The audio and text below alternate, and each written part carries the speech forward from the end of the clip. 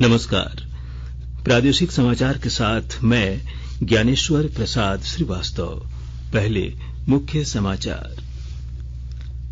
प्रधानमंत्री नरेंद्र मोदी ने कहा 2022 की विभिन्न सफलताओं ने विश्व भर में भारत को विशेष स्थान दिलाया। मन की बात कार्यक्रम में प्रधानमंत्री ने बिहार और झारखंड में कालाजार बीमारी का किया जिक्र। कहा, लोगों के सामर्थ्य और जागरूकता से समाप्त होगी ये बीमारी। क्रिसमस आज पूरी दुनिया में मनाया जा रहा है। और भारत ने दूसरे और अंतिम क्रिकेट टेस्ट मैच में बांग्लादेश को 3 विकेट से हराकर श्रृंखला 2-0 से जीत ली है। और अब समाचार विस्तार से। प्रधानमंत्री नरेंद्र मोदी ने आज इस बात पर गर्व व्यक्त किया कि भारत ने वर्ष 2022 में हर क्षेत्र में बढ़ चढ़कर काम किया। आकाशवाणी पर मन की बात कार्यक्रम की 96वीं कड़ी के अंतर्गत राष्ट्र को संबोधित करते हुए श्री मोदी ने कहा कि 2022 की विभिन्न सफलताओं ने विश्व भर में भारत को विशेष स्थान दिलाया।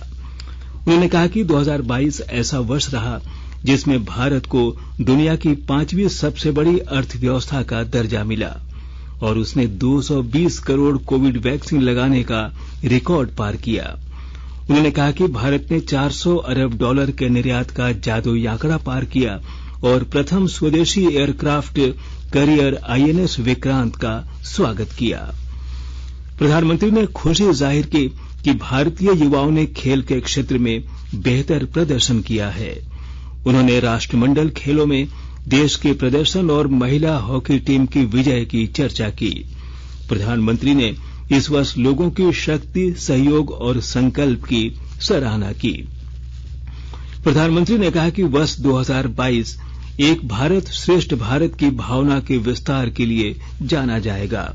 उन्होंने कहा कि इस वर्ष के दौरान एकता और एकजुटता व्यक्त करने के लिए लोगों ने अनेक कार्यक्रम आयोजित किए। उन्होंने कहा कि आज हम सभी के श्रद्धेय अटल बिहारी वाजपेयी का जन्मदिन भी है। वे एक महान राजनेता थे जिन्होंने देश को असाधारण नेतृत्व दिया। प्रधानमंत्री ने कहा कि बिहार और झारखंड के 4 जिलों तक कालाजार जैसी बीमारी सिमट कर रह गई है।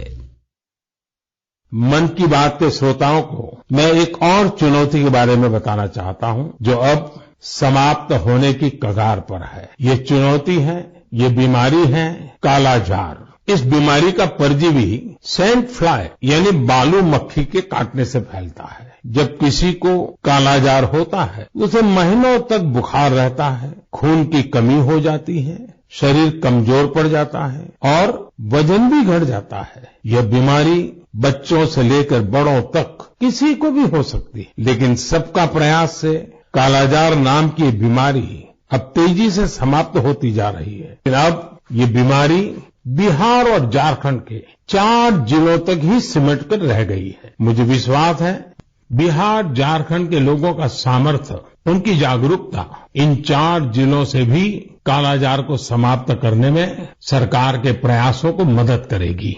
प्रधानमंत्री ने कहा कि नमामि गंगे अभियान की सबसे बड़ी ऊर्जा लोगों की निरंतर सहभागिता है। उन्होंने कहा कि जब हमारी संकल्प शक्ति मजबूत हो तो बड़ी से बड़ी चुनौती भी आसान हो जाती है। प्रधानमंत्री ने कहा कि स्वच्छ भारत मिशन आज हर भारतीय के मन में रच बस चुका है। उन्होंने यह भी कहा कि हमारे देश में अपनी कला संस्कृति को लेकर एक नई जागरूकता आ रही है, एक नई चेतना जागृत हो रही है।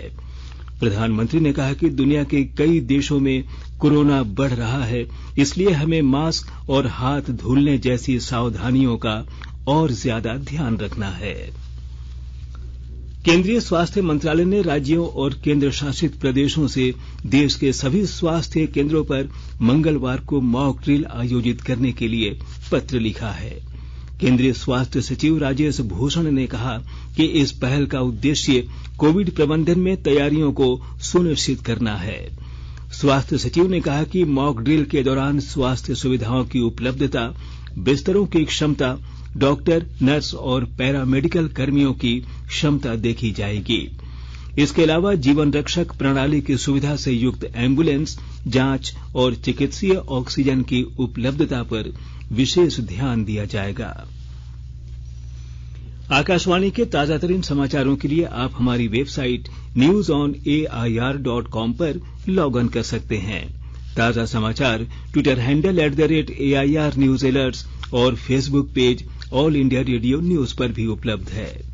आप प्रादेशिक समाचार एकांश के Twitter handle @AIR news_ Ranchi और फेसबुक, इंस्टाग्राम पेज तथा YouTube channel AIR news Ranchi पर भी हमारे बुलेटिन सुन सकते हैं। प्रादेशिक समाचार आप आकाशवाणी रांची से सुन रहे हैं। रामगढ़ जिले में किसान प्राकृतिक तरीके से टमाटर की खेती कर आर्थिक रूप से मजबूत हो रहे हैं। विस्तृत ब्यौरे के साथ हमारे संवाददाता। टपक सिंचाई के द्वारा प्राकृतिक तरीके से टमाटर की खेती कर प्रधानमंत्री के सपने को साकार कर रहे हैं। इसका जीता जागता प्रमाण किसान मिथिलेश एवं आशा महतो के खेतों में देखने को मिला। किसान मिथिलेश कुंदन नस्ल के टमाटर को अपने घर के ही बाड़ी में लगाकर जैविक खेती कर दूसरे किसानों के लिए प्रेरणा स्रोत बने हुए हैं।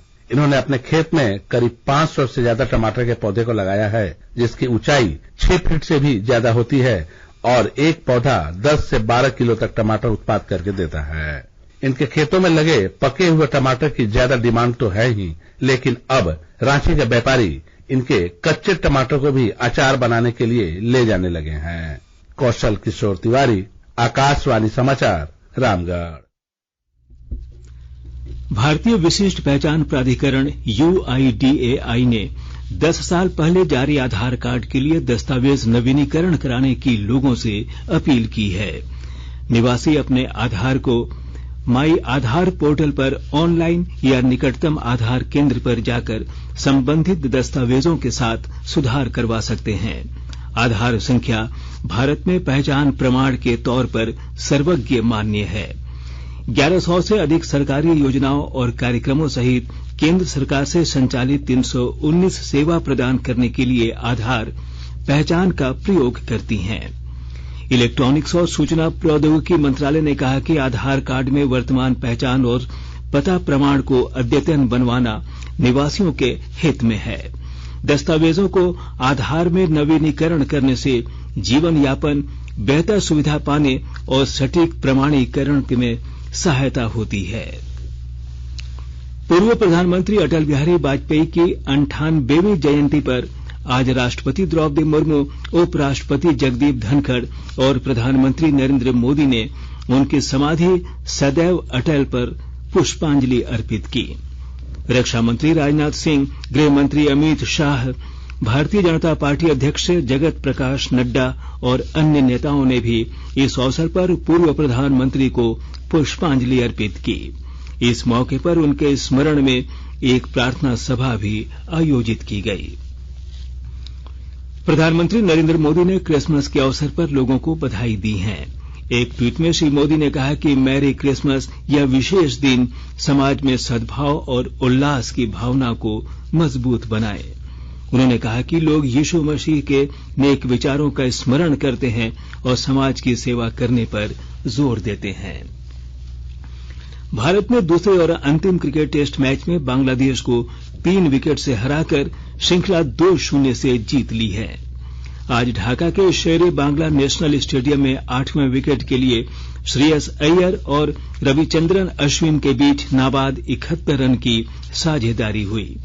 कल के स्कोर 4 विकेट पर 45 रन से आगे खेलते हुए भारत ने मैच के चौथे दिन आज पहले सत्र में 3 विकेट गंवाकर आवश्यक 100 रन बना लिए।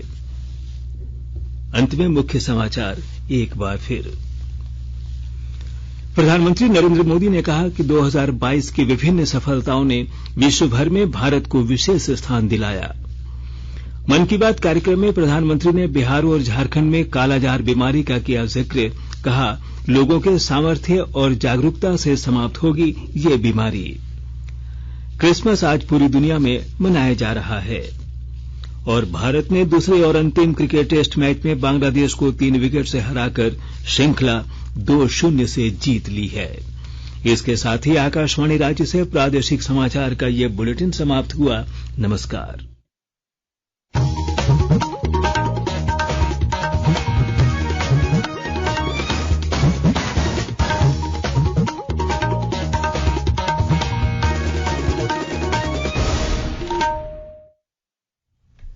हम आकाशवाणी के रांची केंद्र